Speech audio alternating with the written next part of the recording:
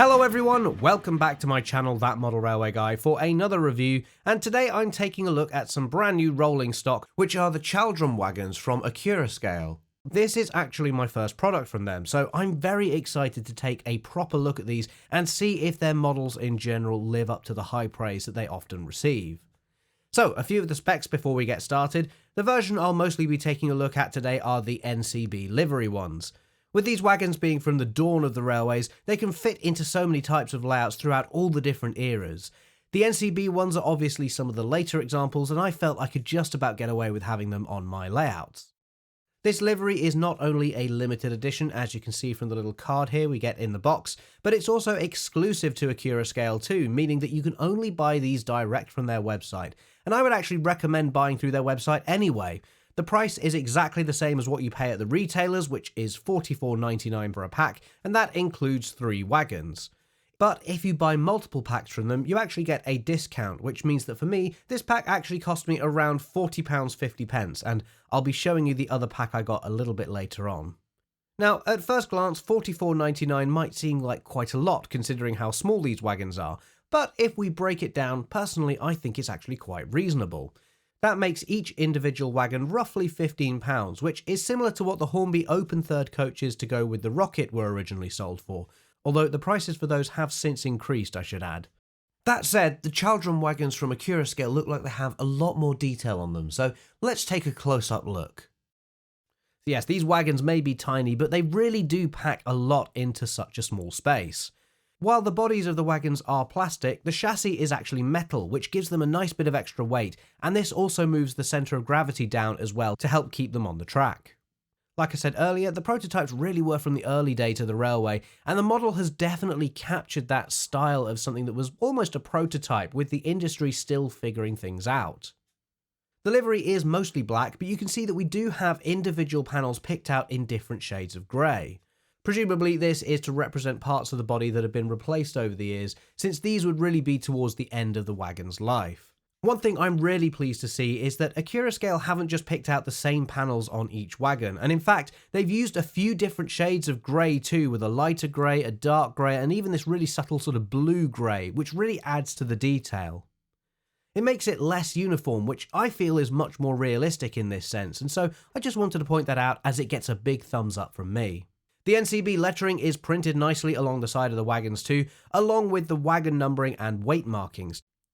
This version also has the tip of the brake handle picked out in white too, which I really like, and it's just something that sets it apart from the other wagons in the range. I also just want to point out that tiny handrail you might just be able to see that the brake handle fits behind.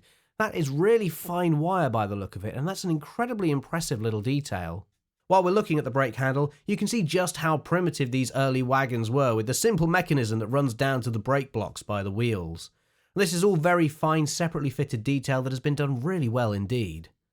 The body is mostly made up of moulded planks, but I do want to mention the rivet detail. This is really crisp, and you can see it all over the wagons, but especially along the top and the strapping at the corners. The wheels are also blackened too, which is really nice and just plays into the aesthetic of the wagon, especially with them being so exposed. There's even detail on the underside too, with more planks and riveting, but also these two separately fitted parts, which I'm guessing might be part of the release mechanism. They could have just left this blank or moulded all the detail here, but they've really gone all out to include something like this on the very bottom of the wagon. For that matter, it's a similar story inside the wagon too. This is open, so obviously more people are going to see the wagons from this angle, although I suspect many will choose to add coal loads to the Chaldron wagons just to give them a bit of extra weight. We also get some really nice chains by the brake handle. I'm guessing these would be to secure the handle in a set position, but they're really nice fine chain and are black as well to fit in with the rest of the wagon.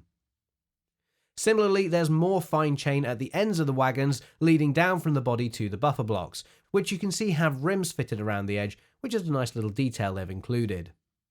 As for the coupling, you'll notice we don't have tension locks on these models, and that's because they'd just be enormous in comparison to the size of the actual wagon. So instead, Accurascale have provided little chains with magnets on the end, and I think this is a really clever solution.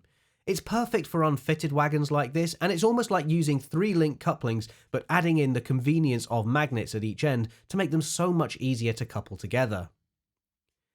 Of course, you need to be able to connect these up to your locos or other rolling stock, so in the pack, Accurascale do include a set of these magnetic chain couplings which can fit into a standard NEM pocket. There's also a couple of extra magnets provided as spares, or perhaps if you want to get creative you can come up with your own solutions.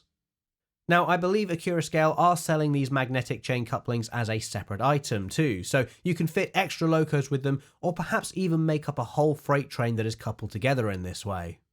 The only real issue with chain couplings in general is that shunting can be an issue when it comes to propelling wagons. This is because the buffers can sometimes lock together on our tight train set curves and points, which may cause derailments. There's also no easy way to uncouple the magnets that I can think of either without using your hands to pull them apart. Those two things combined kind of lead me to believe that generally these wagons will be best running as a rake behind a loco rather than being used for shunting around a yard, but I'll definitely be putting them to the test later on. Now, unfortunately, I do have to mention that the coupling was missing from the end of one of my wagons, which is a bit of a shame. You can see that part of the chain itself is still in place, but obviously there's no magnet attached to the end, so I just won't be able to couple anything to this end. Looking at the other wagons as well, I noticed that the links in the chain to the magnet were just slightly open. I mean, this is really millimeters we're talking about here, but I do wonder if it was a similar situation with the missing coupling and it just fell off at some point after being assembled. That said, after I'd finished filming this video, I fired off a quick email to Accurascale to explain the situation, and within a few hours, before I'd even finished editing this video, I got a reply from them saying that a replacement coupling would be on its way to me as soon as possible. So that's fantastic customer service, if nothing else. Moving on, now at the start of this video, I did say I got a discount on these wagons because I bought another set at the same time, and you can see all 6 of these wagons here. This is the Londonderry pack, and I'm not going to do a full look at this set, but I just want to point out a few of the differences between the two different packs. The biggest difference really is the body. You can see that these are a different height and are much shorter than the N.C.B wagons that have those extra boards along the top. At the end of the wagons you can see the shape of the body seems different too, with the Londonderry wagons looking a little bit more squat. Additionally, the brakes are different too. This looks like a completely different separately fitted part, and it seems Accurascale have really done their homework on making sure each of the versions they've done has these little unique identifying details. As for the livery, again the majority of the wagon is black, but you can see that the white printing is different. In fact, I just want to point out this wagon in particular, which has reshipment and spillage written along the top. That's been made to look like it's handwritten, and I guess this would have been in chalk on the wagons in real life, and I really like the way it's been reproduced here. So yeah, another great little feature that makes this wagon in itself a bit different from the other two in the same pack. Anyway, I think that's enough time looking at these tiny wagons under the microscope, quite literally. It's now time to get them down onto some track and see how well they run behind a loco.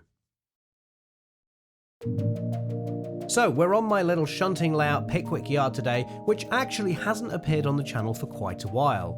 The points and track work are very unforgiving on this layout, so we're really going to be giving the Chaldrons a proper test today.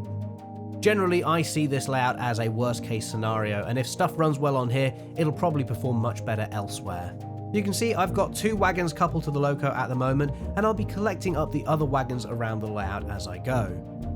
You'll also notice as well I've added the magnetic couplings to the Hornby Peckett here, and that was really easy to do. I simply pulled the tension locks out and pushed the magnetic chains into place. They are a little bit delicate though, so I imagine I'll have to be very careful about removing them if I want to use a different loco in the future.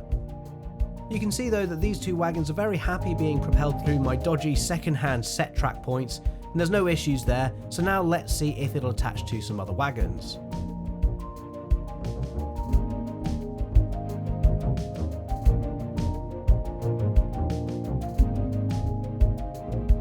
Okay, so how close is this going to get before it couples? And there we go. The magnets attracted a little bit as the wagons got close before they coupled together. There is of course a little bit of a jump when they attract, but I don't think there's anything you can really do about that. I will say though that I love how the slack gets taken up on each wagon as the loco moves off, and that will become even more apparent once we collect up the 2 remaining wagons.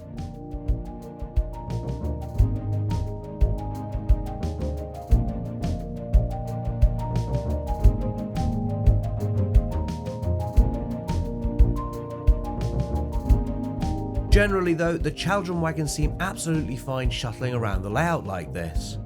As long as you run them at fairly realistic speeds, rather than launching them to the moon, they seem to be coping with being propelled through these setrack points rather well. And also, this is with a loco that doesn't have dumb buffers. Personally, I think I'll add a little bit of extra weight to them, probably hidden underneath a coal load, and I believe Accurascale is actually working on their own set of coal loads that are specifically made for these wagons as well. And there you can really see the slack being taken up on all the wagons again.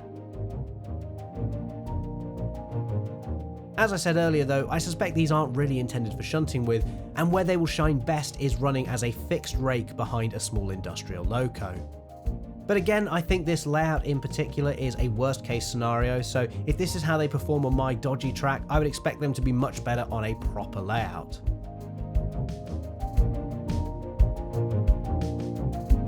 So here's all 6 wagons being propelled through a set track point, and yeah, really no issues at all. So I'm really impressed with these Chaldron wagons. They live up to the high expectations that Accurascale set for their products, and they look fantastic behind the Hornby Peckett. And who knows, maybe Accurascale have their own small steam loco in the works to go with these. Now that is something I would really like to see. Anyway, that's it for today's video. I do hope you've enjoyed it, and let me know if you'd like me to do more rolling stock reviews like this in the future. If you haven't already though, please don't forget to subscribe, but for now, thank you so much for watching, and I'll see you in the next video. Bye!